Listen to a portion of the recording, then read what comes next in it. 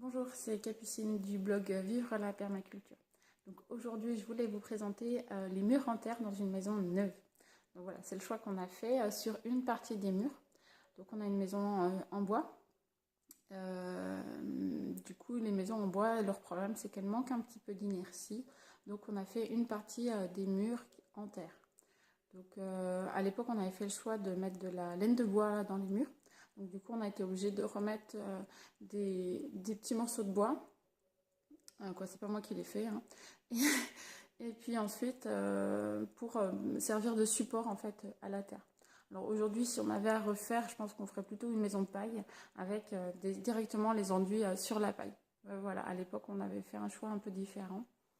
Et du coup, donc voilà, donc en dessous là, derrière moi, c'est un mur en terre. Donc je vous mettrai la recette parce que je ne la connais plus par cœur.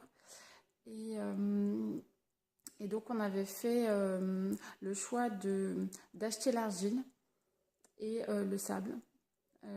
Parce que du coup, les mélanges étaient plus précis et ce qui nous permettait de passer le mélange en bétonnière. Alors que si on utilisait l'argile qu'on avait sur le terrain, parce qu'on avait la chance d'avoir de l'argile, il fallait plutôt passer avec un malaxeur et ça, on n'avait pas de malaxeur.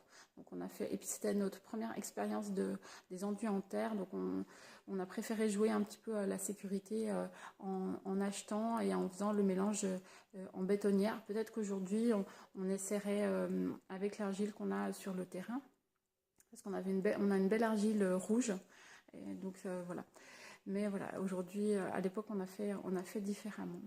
Euh, donc pour le mur qui est derrière moi, qui fait à peu près, on a quoi, peut-être 3 mètres de haut sur 2 mètres de large, on a mis à peu près une demi-journée à 3 personnes pour faire la première phase.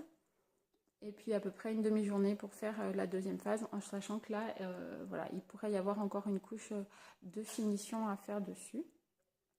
Donc on s'était réparti une personne qui faisait les bétonnières et deux personnes qui étalaient la terre.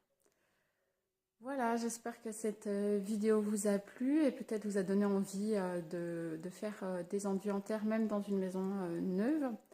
C'est vrai que ça nous apporte pas mal d'énergie dans la maison avec cette histoire de maison en bois en fait. Et du coup, on chauffe moins vite elle se refroidit moins vite puisque la terre va emmagasiner une partie de la chaleur. Voilà, et bien n'hésitez pas à partager cette vidéo et puis à vous inscrire sur la chaîne YouTube pour recevoir les prochaines. À bientôt, au revoir.